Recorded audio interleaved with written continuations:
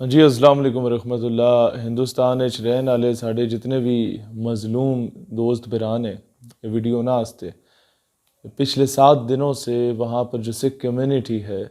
वो अब सरापा एहतजाज है। पहले सिर्फ पंजाब में और अब पूरे हिंदुस्तान में जितने भी मज़लूम सिख हैं और हिंदुत्व के ख़िलाफ़ ये तमाम किसान निकले हैं।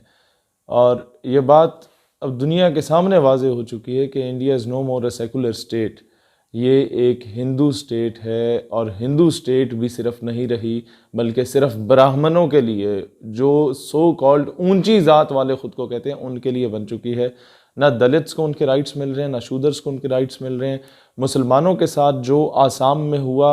आज से चंद महीनों पहले आपके सामने है, मुसलमानों के साथ जो जूनागढ़ में हुआ सिटीज़नशिप एक्ट के बाद, मुसलमानों के साथ जो तेलंगाना में हुआ, मुसलमानों के साथ जो हिंदुस्तानी मकबूजा कश्मीर में हुआ, मुसलमानों के साथ जो आज से चंद साल पहले बाबरी मस्जिद में हुआ, और फिर मुसलमानों को अजियत देने के लिए सुप्रीम कोर्ट का जो ऑर्डर आना था कि बाबरी मस्जिद की जगह जो शहीद की गई बाबरी मस्जिद को, उसकी जगह पे मंदिर, राम मंदिर बनाया जाएगा या बाबरी मस्जिद ही होगी। तो ये काम उन लोगों ने, उसका फैसला 12 रबीउल अव्वल को करना था कि जिस दिन मुसलमान पूरी दुनिया में हजूर अलैहिस्सलाम के लिए जश्न मनाते हैं ईद मिलादुन नबी का, उस दिन मुसलमानों को इतनी बड़ी अजियत और दुख देना कि जहाँ पर मुसलमान अल्लाह के आगे सजदा रेज होते थे वहाँ पर उन्होंने राम मंदिर बनाने का ऐलान किया। और जो मुसलमान सड़क पर निकलता था पीसफुल प्रोटेस्ट के लिए, पुरअमन एहतजाज के लिए, उसको मॉब लिंचिंग की जाती थी, उसको उसकी माँ बहन बेटियों के साथ ज़्यादती की जाती थी, मुसलमान औरतों को नंगा करके बाज़ारों में घुमाया जाता था, और मुसलमान मासूम बच्चों के साथ जो ज़्यादती की जाती थी और की जा रही है, उस पर मोदी सरकार की पुष्टपनाही हासिल है उन तमाम दहशतगर्दों को, चाहे उनका ताल्लुक आर्यत समाज से हो, ब्राह्मण समाज से हो, सिंगटन से हो, शुद्धि से हो, या उनका ताल्लुक बीजेपी से हो, संघ परिवार से हो, शिवसेना से हो या आरएसएस से हो।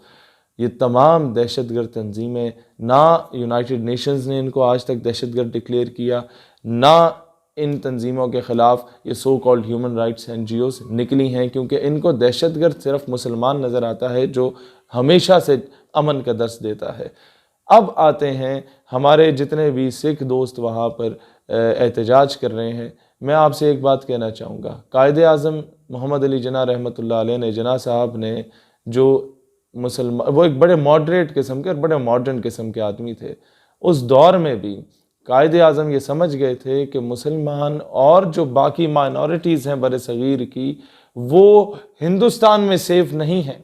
लिहाजा मुसलमानों के लिए एक अलहदा रियासत पाकिस्तान बनना चाहिए, और जो कुछ बेचारे दलित और शूदर जिनके साथ ज़्यादतियाँ हो रही हैं, हम उनका पूरा ख्याल रखेंगे। और वाकई ख्याल रखा गया, यहाँ तक कि हमारे जो है chairman national assembly, chairman senate के लिए एजाज़ी सीट भी एक बार एक दिन के लिए दी गई, जो दलित और शूदर से ताल्लुक़ रखने वाले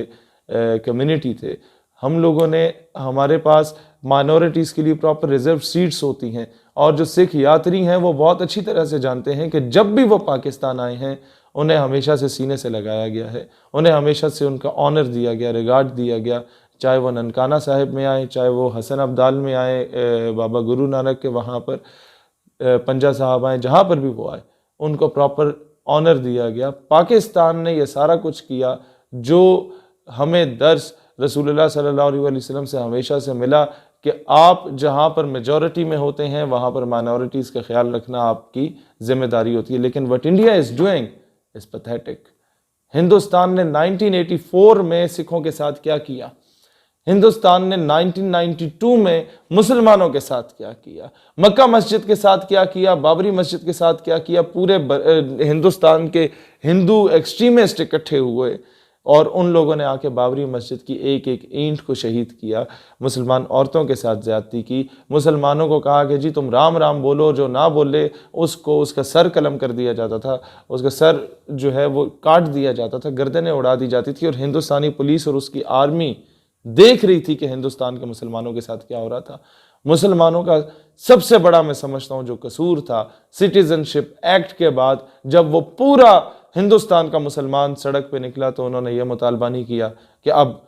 हम हिंदुस्तान के साथ मज़ीद सर्वाइव नहीं कर सकते इन दहशत गर्दों के साथ, अब एक अलहदा रियासत और बनने की ज़रूरत है। तो नतीजे में क्या हुआ, जब उन्होंने ये कुछ नहीं कहा, वो बार बार बेचारे मरते वक्त भी ये कहते हैं कि जी तिरंगे में, जब तक हम लोग तिरंगे में दफन नहीं होते, हम लोग खुद को हिंदुस्तानी प्रूव नहीं कर सकते। सारी ज़िंदगी हमें ताना मिलता रहता है कि जी तुम लोग पाकिस्तानी हो। वो जब ये नहीं हुआ, वो कैंपेन इस नहज पे नहीं पहुंची, तो हिंदुओं ने उस कैंपेन के ख़त्म होते ही मुसलमानों के साथ जो करना शुरू किया, ये पूरी दुनिया इससे वाकिफ़ है। तो सिखो, मैं तुम लोगों से भी कहता हूँ कि अब जो तुम्हारे साथ होगा ये तुम लोग देखोगे और दुनिया देखेगी। जो जुल्म ये हिंदू लॉबी, मोदी हिंदुस्तान का वज़ीर आज़म नहीं है, मोदी सिर्फ हिंदुओं का वज़ीर आज़म, और हिंदुओं में भी दलित्स और शूदर्स का वज़ीर आज़म नहीं है। इस्लाम में आपका प्रधानमंत्री, जिसे वज़ीर आज़म कहा जाता है, अगर वो मस्जिद में जाता है और उससे पहले उसका ड्राइवर या उसका चौकीदार पहुंचता है तो वो पहली सफ़ में होगा, और प्रधानमंत्री जो है आपका वो छठी सातवीं सफ़ में होगा। लेकिन वहाँ पर क्या होता है कि किसी ब्राह्मण के जो मंदिर है वहाँ पर कोई शूदर या दलित नहीं जा सकता है। This is the basic difference. और यही बेसिक बुनियाद थी कि जो दलित और शूदर्स को राइट्स नहीं दे सकते थे, वो मुसलमानों को कैसे राइट देते। तो कायदे आज़म ने तो एक अलहदा रियासत की जो है वो डिमांड कर दी। अब सवाल ये पैदा होता है कि हमारे जितने भी सिख दोस्त हैं, हमें दुख होता है जो आप लोगों के साथ वहाँ हिंदुस्तान में जुल्म हो रहा है। आप लोगों के दिल में एक बात है, हर सिख चाहता है, चाहे वो इंडियन आर्मी के अंदर मौजूद हो, चाहे वो इंडिया की पुलिस के अंदर मौजूद है, इंडिया की ब्यूरोक्रेसी के अंदर मौजूद हो, इंडिया की क्रिकेट टीम में मौजूद हो, वो बेचारा अंदर से चाहता है कि there should be a separate homeland for Sikhs in the subcontinent. वो चाहता है कि खालिस्तान बने, लेकिन वो बेचारा डर के मारे बोल नहीं पाता। सिखो, अभी तुम लोगों को ये डर दूर करना पड़ेगा, जिस तरह मुसलमानों ने ये डर आज से 72 साल पहले दूर किया। शहादतें मिली, बहुत कुर्बानियाँ दी, लेकिन आज हम दुनिया में अमन के साथ जी रहे हैं। आज हम एक न्यूक्लियर स्टेट हैं। आज अल्हम्दुलिल्लाह हम लोग हिंदुस्तान से अगर 7 गुना छोटे भी हैं आबादी में, तो हमने हिंदुस्तान को हमेशा नाको चने चबवाए हैं। जब भी हिंदुस्तान ने हमारे साथ पंगा लेने की कोशिश की, हिंदुस्तान ने जब भी अपने कव्वे को अभिनंदन की सूरत में यहाँ पर भेजने की कोशिश की, पाकिस्तान ने बता दिया कि उसने किस कौम को ललकारा था, और उससे फिर जिस तरीके से चाय पिलाई गई वो सारी सूरत हाल आपके सामने है। लेकिन फिर भी पाकिस्तान ने उसकी मूंछें नहीं काटी कि दुनिया को फिर भी अमन का ही पैगाम हम लोग दें। लेकिन अब ये देख लें, जो इज़्ज़त से हम जी रहे हैं, अगर चाहते हैं कि आप लोग भी इज़्ज़त से जिएं, आप लोगों के साथ ज़्यादतियाँ ना हों, तो अब इस सारी मूवमेंट में आपके पास बेहतरीन मौका है कि हिंदुस्तान से अलहदगी की बात करें। जहाँ जहाँ मुमकिन हुआ, इंशाल्लाह जो दुनिया में अमन पसंद लोग हैं वो आपकी इस तहरीक का साथ देंगे इंशाअल्लाह ताला। खालसा खालिस्तान का, कश्मीर पाकिस्तान का, पाकिस्तान